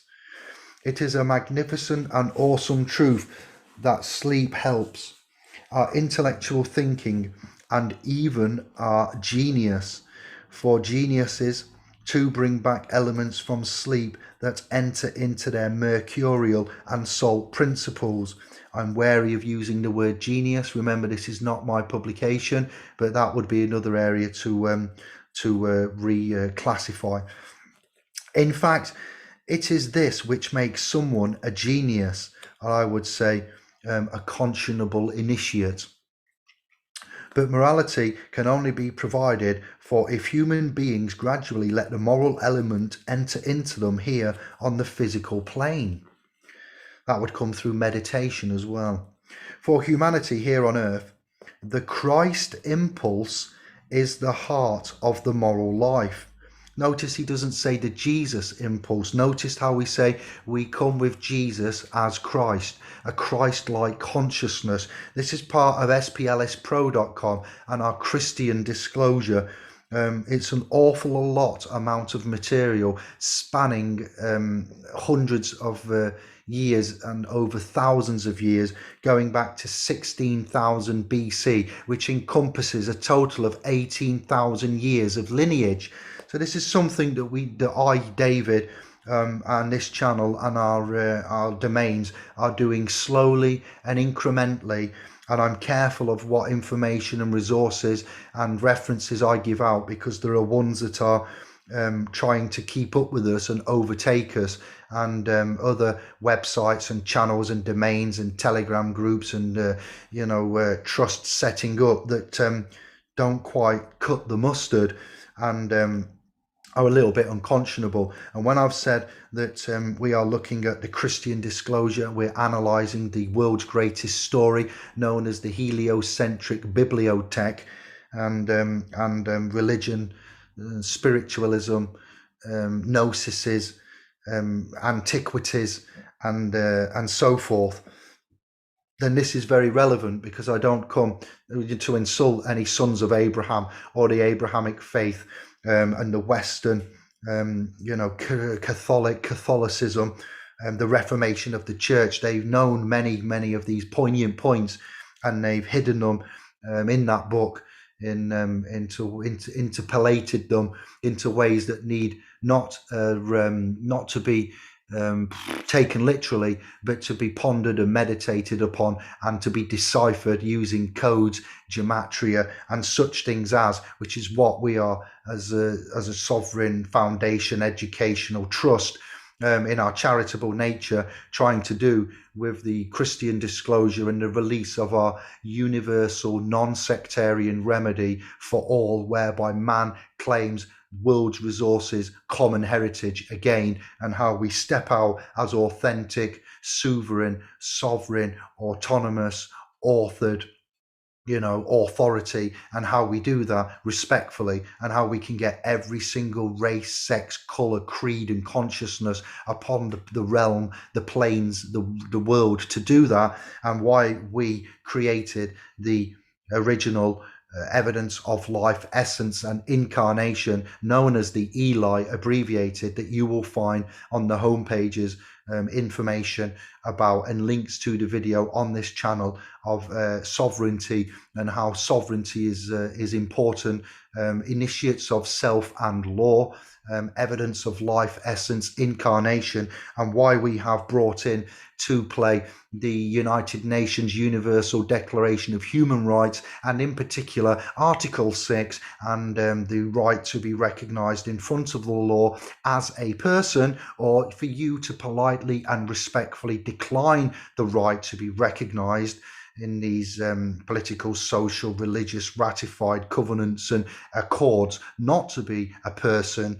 And with our language, etymological root references, exposure, Latin syntax, dog Latin, pig Latin, ancient Latin, this is part of our forte. As I was saying, I'm spanning and going across many areas and trying to do it in a controlled, respectful, encompassing way for all of intellect, for all of religion, all of race, Catholic, Orthodox, completely non-Western, Eastern philosophy, Tibetan Buddhism, Indian, Eastern, and how we all need to get back to the root source, the core directive, the prime directive, Christ, pre-Christian gnosis, before, we'll say zero, before the 3rd and 4th century and the canonization of the New World Testament, looking at the Old Testament, before the Old Testament, going back before the Romans were established in the 9th century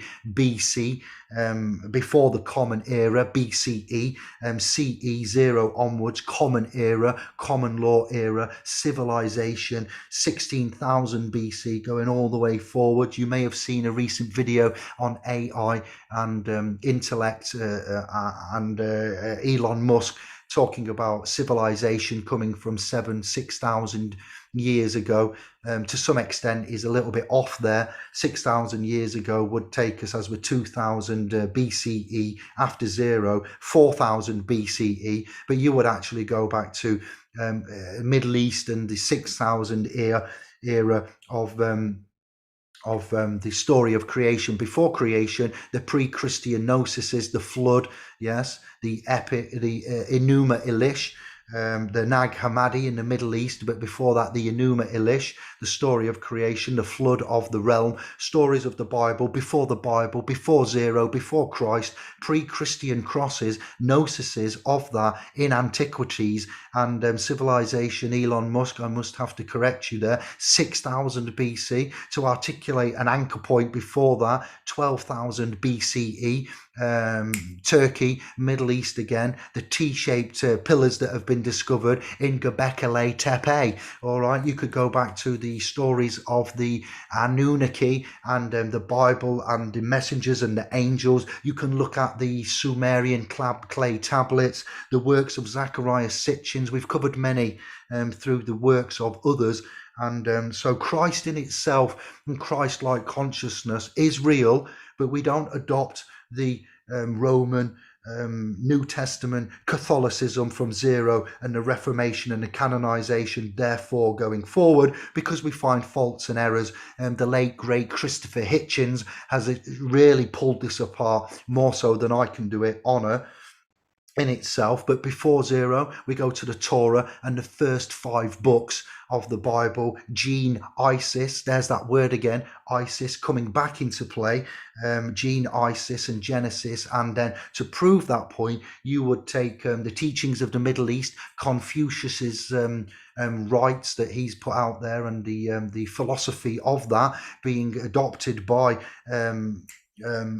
Moses, the 10 commandments, that I am, and some of those commandments being mirrored from Eastern philosophy.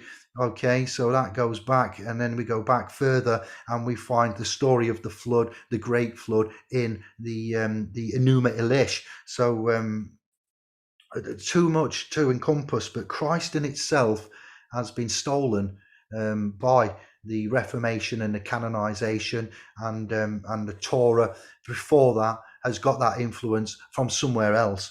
Okay, so this is why we stick to that real and relevant Christ-like consciousness. You don't use the first calling as Jesus, Jesus, and then the adoption of that to the planets, Zeus, Greek mythology, and Greco, such things as well come into play for comparison along that timeline. But mostly you will find 8,000 years ago, 6,000 BC, moving forwards is the key area to focus upon, after anchoring at 16,000 BC, which would be a total of 18,000 years ago. Important to note, but gone over the head of many, and that's just to say we do this with love, honour, respect, and to not condemn anybody's faith, religion, position, disposition. We've all been fooled. We're taking away your own personal Jesus, as Depeche Mode said, and we're putting you and the power of I am back in there in place of that hole where Jesus was, that you prayed to up upon high. It's still a relevant, real thing. It's just that we're changing the understanding of that connection to source, which has been hidden from you, and the encodings are there to be proven, obviously through archaeological depictions, through artifacts, through the civilizations that I've mentioned, through the works, the studies, and what is happening now in this modern present time, and the works of such great men that we've mentioned many a time before. So I start that paragraph again. For humanity here on earth, the Christ impulse is the heart of moral life. It is therefore most important, I have stressed this before from other points of view, that human beings encounter the Christ impulse here on the physical plane. We have to look at this form from many different points of view. So it seems we can now understand why people who have all kinds of impulses based on wisdom at an instinctive level, for these impulses are given in sleep and are able to invent tremendously complex machines playing a role in the advance of science and technology, need not connect this in any way with morality, for morality belongs to a totally different sphere. You look at the way Tesla interacted, and the way the works of Tesla and his lineage, Nikola Tesla, and the way that his way before his time, working and following Madame Helena Blavatsky, Einstein having a book of Isis on the table, and such great intellects were able to transcend the moral, physical, material, and go into places of which was way before their time.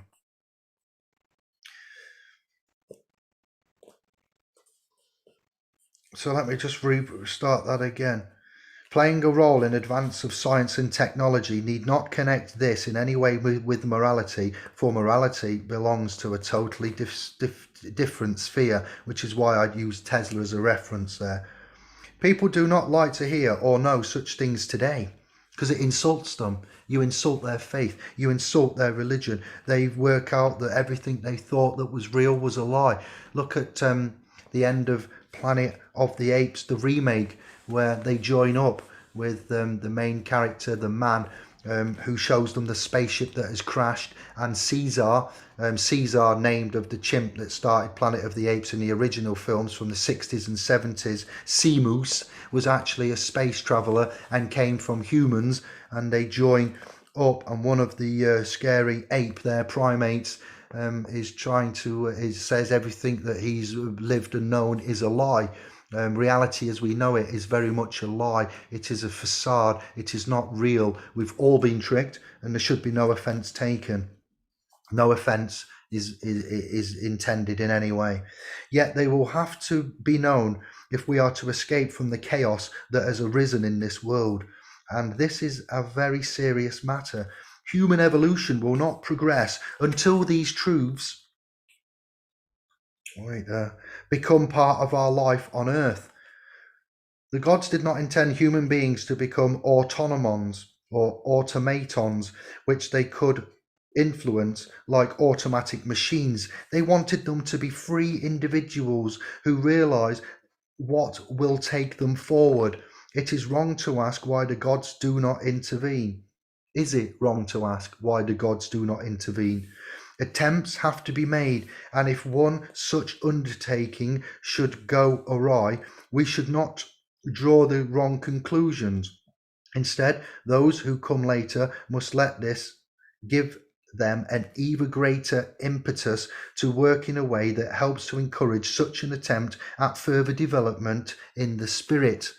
I have recently been much concerned with a significant attempt made in the past which did not entirely come off.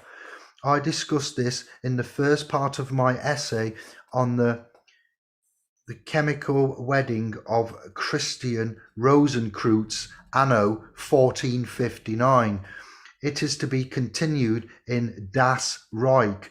The work was written in the early 17th century. People were given it to read as early as 1603, and it was published in 1616. The author, Johann Valentin André, also wrote Fama, oh my days, Fraternitatis and Confessio Rosicruciae, unusual works which attracted all kinds of comment, some sensible, but most of them absurd. All I want to say about them today is that although they may at first sight appear to be satirical, they nevertheless represent one great impulse to deepen insight into nature in its spiritual aspect, to a point where deeper knowledge of the laws of nature also discover the laws that govern human social life. This is an area where people find it particularly difficult to distinguish between Maya, illusion, if you're wondering what Maya is, it's illusion, and reality. The motives we ourselves or others tend to ascribe to our actions are not the true ones. It is painful to have to realize this, okay? So we're all realizing this, and we're all going through an element of pain and realization, and that we've been hoodwinked.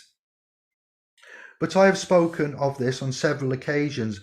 There are not our true motives, nor are the outward positions people hold in social life their true positions. People are usually completely different inside from the way they present themselves in the social sphere, and also from the way they see themselves. People believe so strongly that their actions are based on a particular motive. Some think their motives are entirely selfless, when in reality they are nothing but most brutal egotism. People are not aware of this because they have such illusions concerning themselves, know thyself, and their social connections. This is another area where we can only discover the truth if we look more deeply into the whole scheme of things. Johann Valentin André was someone who wanted to look more deeply. What mattered to him, among other things, was to see beyond Maya into reality. He was not the kind of superficial person who thinks he can do this with all those harangues, profound educationists, and others today think they will reform the world. He realized that one must look more deeply into the whole scheme which lies behind this world of nature if one is to find the spirit in nature. Then one will also find the threads which truly connect human beings with the spirit, and only then we shall really know the social laws that are needed. Not long, initiates, we're coming to the end of lecture 2 and then we're going to finish. You cannot reflect on social relationships today if you think the way people do in modern science, for this will only give you the surface of nature and the surface of social life. Johann Valentin Andre looked deeply down to find nature and social life, for only there do they come together. It really is like this. Think of the borderline between Maya and reality.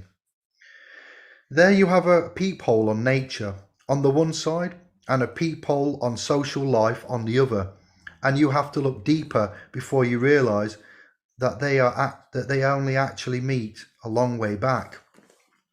People will never reach this point, however. They will continue to look at some of the laws of nature at a surface level and will then speak about social life out of their feeling, out of superficiality. This will not help us see the scheme of things, however, that Johann Valentin Andre sought to find. At most, we shall get to be, excuse me, calling a spade, a Woodrow Wilson. Andre wanted to discover the scheme of things, and his desire to do so fills works such as his Fama Fraternatis and Confessio Rosicruciae. He was addressing the leaders of the statesmen of his time. It was an attempt to establish a social order based on truth and not illusion. The Fama appeared in 1614, the Confessio in 1615, and the chimical wedding of the Christian Rosicrucians in 1616. It had already been written in 1603. The year 1618 marked the beginning of truly great things aimed in the Fama, and the Confessio were swept away. We are now living in an age where 1 year of war is equal to more than 10 years of war in the 17th century, because war has become so much more destructive. By the standards of those times, we have more than a 30 years war behind us already. Try and see this as something that can guide you towards the will and endeavour that arose in the 17th century, but was brought to a halt by the 30 Years' War. As I have said, if there have been such attempts and a beginning has been made, we must not let ourselves be put off by this, but rather let it spur us on to even greater activity. Then a later attempt may not end in failure. The first condition is, however, that we really come to know life. I want to relate this to matters I discussed with you last year and at the beginning of this year. I drew your attention to the strange course that the whole of human life and human evolution is taking. Individuals will gain in years being 1, 2, 3, 4 years old, and later 30, 35, 40, and so on years old. But the opposite is true for humanity as a whole. Humanity was old to begin with and is getting younger and younger. If we go back in time, for our present purposes, we only need go back as far as the watershed between Atlantean and post-Atlantean life, when the catastrophe happened on Atlantis. We come first of all to the ancient Indian times. Conditions were very different then. Humanity as a whole remained capable of further development beyond the 50s.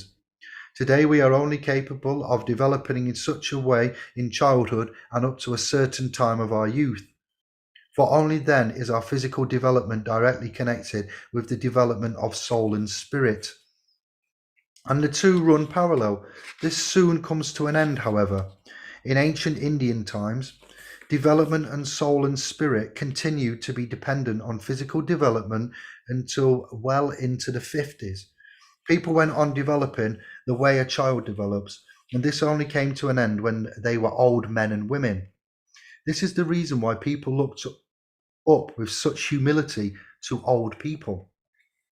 During the time of ancient Persia, people were no longer able to develop to such a high level, but only into their 40s and early 50s. And in Egyptian and Chaldean times, only into their 40s. In Greco-Latin times, this kind of development went only as far as the 35th year. Then came a time, you will remember, the Greco-Latin age began in the 8th century before the mystery of Golgotha, when human beings were only capable of development up to their 33rd year. That was a time when the mystery of Golgotha took place. The age of humanity then matched the age at which Christ went through the mystery of Golgotha. After this, the human race got younger and younger. By the beginning of the 5th post-Atlantean age, in the 15th century, humanity was only able to develop up to the age of 28, with no further development after this. And today we have reached a point where people only reach the age of 27. If this is left to nature. In the past, human beings naturally remained capable of development into a ripe old age. Today, people must conclude such development as comes of its own accord and is tied to the physical body by the age of 27. Unless they take up a spiritual impulse in their inner life and push on from within. I'm 43, Anons, rotations around the sun, and some of you, initiates of self and law, and we are continuing to push on without being forced to do so. So there is exceptions to the rule. People who do not take up anything spiritual remain 27 years old, even if they live to be 100 years. It means they have the characteristics of 27-year-olds. And this was in 1917, so I'd argue that we've now reversed still further to about teenage, 15, possibly into 10s, 9, 8 years of age. And with people refusing to look for inner spiritual impulses, we now have a culture and a social life that is of 27 years of age. We do not grow beyond the age of 27 in our outer social life. This age now rules humanity. If we go on like this, humanity will go down to 26, 25, 24th, then in the 6th post-Atlantean age to the 21st, and latter to the 14th year. These things must be looked into, and they should not be taken pessimistically. Instead, they should give us the inner impulse to go towards the life of the spirit and set out on an inner quest to look for the elements nature is unable to provide. This is another point of view from which it is apparent that spiritual impulses are needed in civilization. So do you think that the state might be aware of this? That they might actually be banking on this for their stronghold, for their authoritarian, totalitarian tiptoe to continue? Do we see outside fear is what rules most of man's cognitive or non-cognitive? Cognitive dissonance and fear is what rules man. They don't really question. They blindly follow. To have blind faith. We are chasing status, blind faith. Check out the tune by the track by Chase and Status, Blind Faith. One of my favorites as a DJ back in the day. The most characteristic people of our age, those who take the lead today, are people who do not get beyond their 27th year. The most characteristic people of our age, those who take the lead today, are people who do not get beyond their 27th year. The question is, I just had to check I didn't read that wrong. The question is, what would really make someone a present-day leader? Well, let us say we have someone who is born and is very much alive. I'm alive, the man with a second face. I'm ready to rock the states.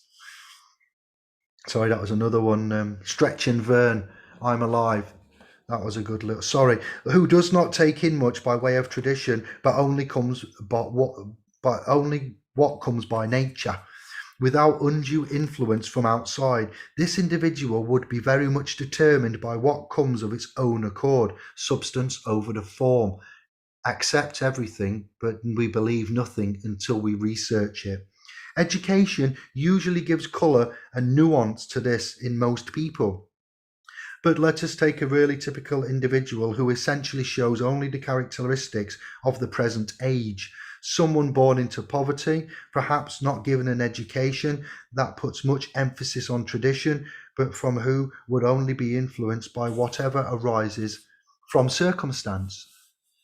Such a person would grow up, would be very active initially, for it is part of the present age that one is active up to the 7th, 14th, and 21st year, and perhaps be a forceful personality up to his or their 21st year. But unless they are able to develop spiritually, then being very much a representative of the age, he or they will come to a halt at the age of 27. Now, if they were to be truly representative of the age, something like the following would have to happen. At the age of 27, they would come to a key point in their life to such effect that the circumstances they create for themselves at the age of 27, committing themselves for life, would not allow them to progress beyond this. In modern life, this could take the form, for instance, that such a person, a self-made man with tremendous energies and all kinds of impulses arising from the time itself, gets himself elected to Parliament at the age of 27. To get oneself elected to Parliament means one has committed oneself, and there are some things that now have to be maintained, and so the individual remains as he is, which is entirely due to this development in the present age, and he is highly representative of the present age, Parliament being the great ideal in the present day and age. This would be a key point in the life of an individual who would then refuse to accept anything capable of growth for the future, and who would have become completely adapted to external circumstances, or, in a word, remained 27 years of age. And so at the age of 27, this would be strong, powerful individual, imbued with the impulses of the age, who now entered Parliament. After some time, he would even be a minister and advance to become one of the leading figures. He would be merely a man of our time, a typical 27-year-old. There is such an individual, someone born into such circumstance, who only took in what came, nothing by way of tradition. He grew strong and powerful under these circumstances, someone who would go through thick and thin for anything that came to him in the first 27 years of his life, and who did, in fact, become a member of Parliament at the age of 27. He was a thorn in the flesh at first, being in opposition, but soon rose further and has become a kind of axis of rotation of the present time. And this is Lloyd George. Lloyd George. George Floyd comes to mind, but Lloyd George. Sorry, and this is Lloyd George. No one is more characteristic of the present age than Lloyd George. Who are they? Exactly. His own man. He committed himself for life within a week of his 27th year by getting himself elected to the House of Commons. And this and the rest of his life story show him to be a typical representative of life in the present age, a life we should not follow, for spiritual impulses should have taken over in the 27th year. If one is to be able to penetrate the inner aspects of life, one sees the most important events of the present time to be events to which other people are asleep. To anyone who can take a wider view, it is immensely significant that such a self-made man is elected to the British Parliament exactly at the age of 27 and thus commits himself. These are the realities with which people must gradually learn to observe and consider, for they reveal the deeper connections in life. People like to skip over them today because they are not easy. Reluctance is felt because people prefer to give free rein to their passions, the emotions they create for themselves in the outer world, and to their instincts, rather than to seek to gain insight. They want to live the life of the world basing themselves on these emotions and not their true selves. And then we leave it there. We're going to then, when I come back, and continue this video podcast series, Order from Chaos and Spirit Science. We're going to start on lecture 3, The Search for a Perfect World. And that's at Dornoch on the 1st of October 1917, taken from The Fall of the Spirits of Darkness, the top 5 publication for I-Man David, this channel Indiglo, by Rudolph of the clan Steiner, the amazing over 100 years old works and writings and lectures to form this book review. I'm not going to read all of the catalogue of Steiner because it's too immense and it's too deep, and there is not enough time for me to be able to do so. But I am reading this one and the attainment of higher knowledge, of higher worlds and its knowledge, are the 2 publications I'm reading simultaneously. And then I'm also, oh man, I need a wee, I've got to be careful how I move, but I'm also reading this beauty, which I'd like to fetch for you.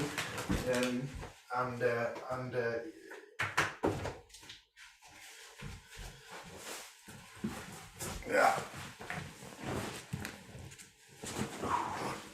It's not so thin, this one. I think there's nigh on 1,600 pages there. So I have that one to back up the equity and trust course that we have got going off through splspro.com. Okay, it's an ex-library book. I got that at a bargain price. I want to give a shout out to the man who's also called David that gave us this at a vastly reduced price. If you search for this and see The Law of Trust, 2nd edition, Geraint Thomas and Alistair Hudson, it is an Oxford publication, you know. All right, you search for this and you'll see how much it retails at. That's very, very tiny print. Okay, look how thick it is. The pages are like Bible pages. I've got quite a lot of reading to do when I escape and I turn off and I go quiet. No, I'm not partying, relaxing. I'm with my family. I'm with the girls, my queen and my princess. And I'm also digesting further materials such as which help us move on the way. And when I don't want to do equity and trusts, common law and etc., that's how I escape. I'm not bothered about media streaming sites. I watch the occasional film from time to time, and ones that you recommend, ones that are along the narrative of conscionable, universal, actions and such. So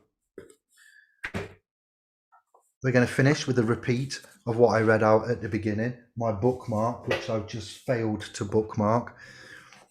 O Creator, make me an instrument of your peace. Where there is hatred, let me bring love. Where there is resentment, let me bring forgiveness. Where there is discord, let me bring unity. Where there is doubt, let me bring faith. Where there is error, let me bring truth. Where there is despair, let me bring joy. Where there is darkness, let me bring light. O Creator, O Spirit, O Christ, whatever you want to put there, grant that I may seek to console more than to be consoled, to understand more to be understood, to love more than to be loved, because it is in giving that we receive, in forgiving that we obtain a forgiveness, and in dying that we rise to eternal life. And the more you repeat these outwardly and to the universe, and you embrace these principles, then the more the universe hears you and the spirits hear you. When I've mentioned that the universe needs to trust you and you need to go out there and practice what you preach, and by doing you will receive.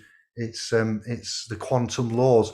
I've often said, and this channel has put the preface out there, that that the Christ-like consciousness and the interaction with the spirit could be on a quantum level. if you want to analyze it and take the man off the cloud and Jesus coming down to fix everybody's problem through begging and prayer and misery and sorrow, then you can embrace this and connect with it via a quantum, subatomic, atom, a10 again level.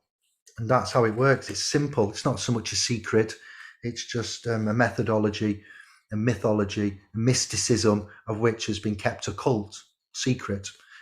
These occult teachings that we're bringing, and that from the late 19th century, early 20th century, some great men. You can see where Alan Watts has been influenced them. At the same time as Steiner, you've got Neville Goddard, who I've also brought to you. These names you will probably see coming across other platforms and in other groups. Miraculously, all of a sudden, you want to speak about these, you want to discuss them, you've read them, or if you want to get on with them and put these practices into your own life, by all means do so. If you'd like to search for this book title, The Fall of the Spirits of Darkness, you will find it available on many outlets. Try to use independent, small ones, and not help the media giants of such that I mentioned earlier, to grow and cause monopoly on the realm unhealthily. Try to present your promises and credits to smaller type outlets, okay? And knowledge of the higher worlds and its attainment is my second favorite Steiner production alongside that one. Okay, that'll ding dang do for a Saturday. All right, I'd just like to check my audio and see. Hopefully that's as it should be. We're going to go to the comment, and then I'm going,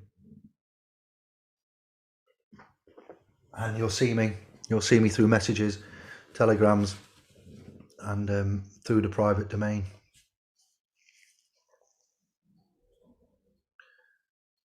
Where did I get to? I think it was Roy of the Duggan clan.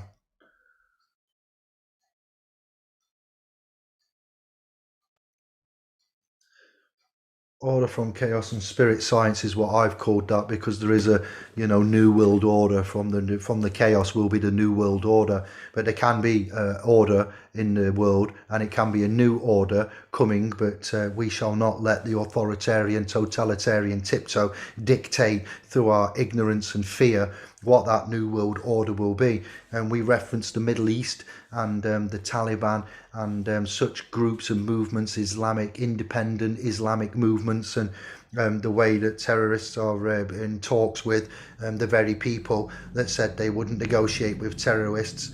There is an order coming, and we can, through our contact through the domains, make that to what we want it to be.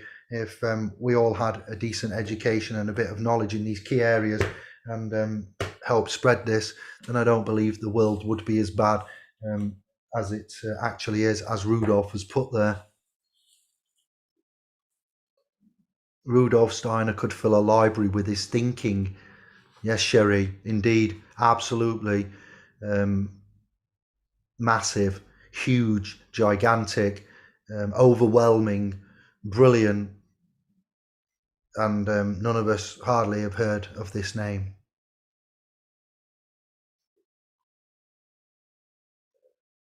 Sole purpose, Andrew, I like that.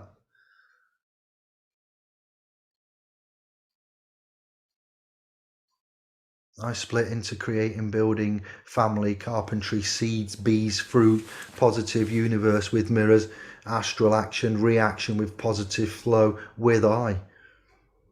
Planetary frequencies. Yeah, we've got a brother, Claudio Salvaggi, and I will get in touch, and we will link all this up and anchor it in, tie it in, and centralize it with his astute, amazing, planetary, celestial, universal syncretism and knowledge there, of which only he can do. To banish ego is hard. Yeah, it's more like controlling. You control the ego. You can put your head above the parapet. You can take criticism, you can make mistakes, you can self-correct, you can learn, you can develop, you can grow. And by doing so, you show others your humbleness, your humility, and others will then come along and say, actually, compared to your first few videos, Davey, or the first few years, the rebel without a pause, the giddiness, the energy, there's a transformation, and it helps us talk together and work with that egotistical. I don't think you ever get rid of it. You learn to control it. Getting rid of fear. They used to say lose the fear. No, I want to keep the fear, but I want to learn how to control it, to keep it at bay, and then for it to be able to listen to it and know when it's duly given a voice, and when you say, just 1 minute, I can pass a powered pallet truck, a forklift truck, and a VNA reach truck within 1 week successfully, without having an accident, without doing any damage, and doing that in the 2 weeks ago, I got put through some courses, a refresher course, to learn how to drive 3 powered fork trucks for warehousing, and I've done that. I had my ego and things to battle with there, pressure and self-doubt. So it's about controlling certain things. When you first travel to Europe, you have to drive on the other, or travel on the other side of the road, and it's 3 o'clock in the morning, and you've just landed in France, and you need to now get all the way across and make a 1,000 odd mile journey all the way across on the wrong side, and you have the self-doubt, an ego, the synthesis, the Hegelian dialect, and the programming, the inner self, as well as the arrogance and the optimism of that. Some people might go on a journey to Europe and think, no problem, it's no different from, and then you are over-optimistic, overconfident, learning to drive the trucks, being overconfident, and having an accident, getting a fatal, sorry, you failed. So it's a fine line. It's a fine control. Hello to Anders. Better late than never, my treasure. Bless up with the iconages there.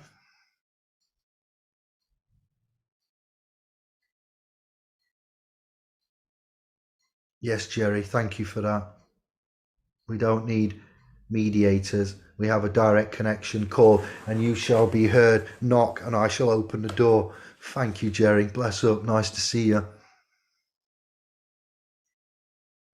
Yes, we all become the priest within ourselves. We regulate and we take away the church, and you don't need to donate or go and ask a priest to get access to the universal force, the creator force, the direct force.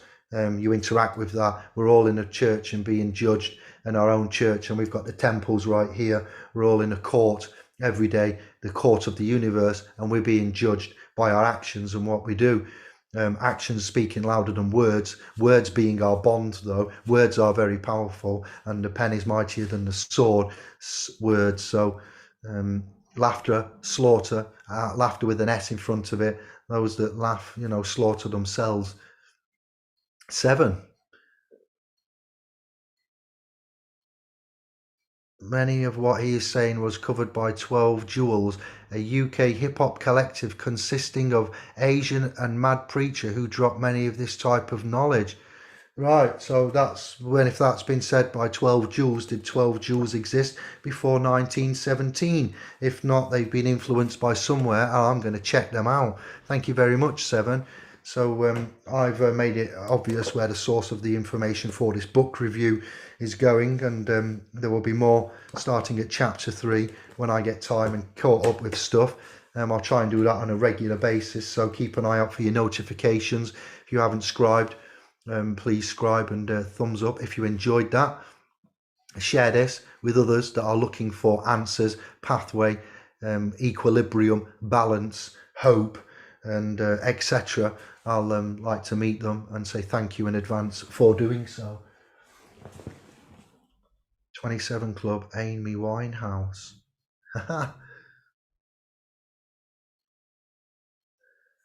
Fear equals low vibration. 7. Absolutely, it's known as Shutter Island effect. The white snake is stranded, lower carnal vibrations, immense. Says Sherry. Thou shalt be grey and bearded by the end of that. I've got some actually. It is actually, the wisps are coming. Glad I've got short hair. If I'd left it to grow, you would be seeing it very much apparent.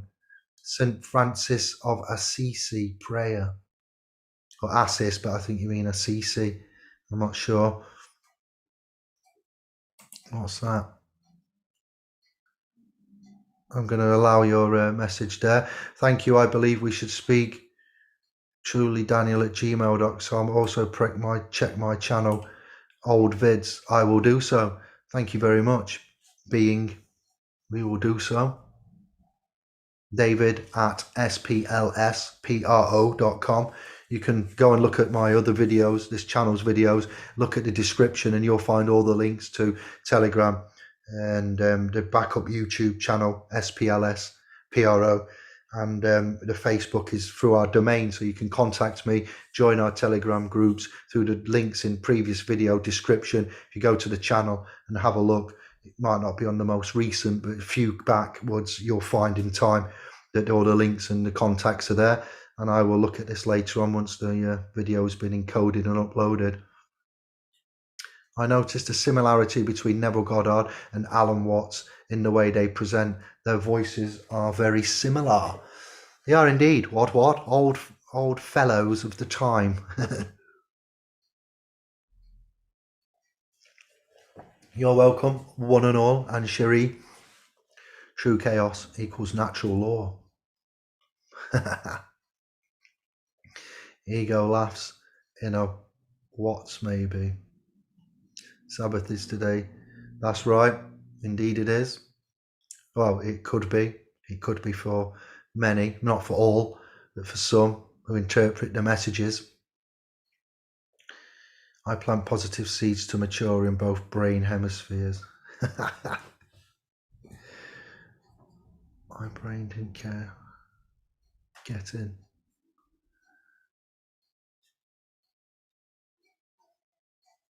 I'm going to give some nice fist bumps out and then some emoticons. And then I shall say goodbye. Thank you. Like I say, this channel's content will be on a reduced amount until late September, early October, once all of the moderators' strikes and management of the account have disappeared. We will then proceed with due caution and get back into some of the usual topics and get guests on and move forward that way. So that'll ding dang do. Bless up. Much love. Thank you for your time. Thank you for listening. Your interaction. Share if you care. That's all for everybody. Can't find my other emoticons. There we go. They're not loading. I say thank you very much. Much love. Bless up. Have a great Saturday. Hugs and kisses to one and all. See you later. It will just take me a minute just while I end this. We'll be back soon.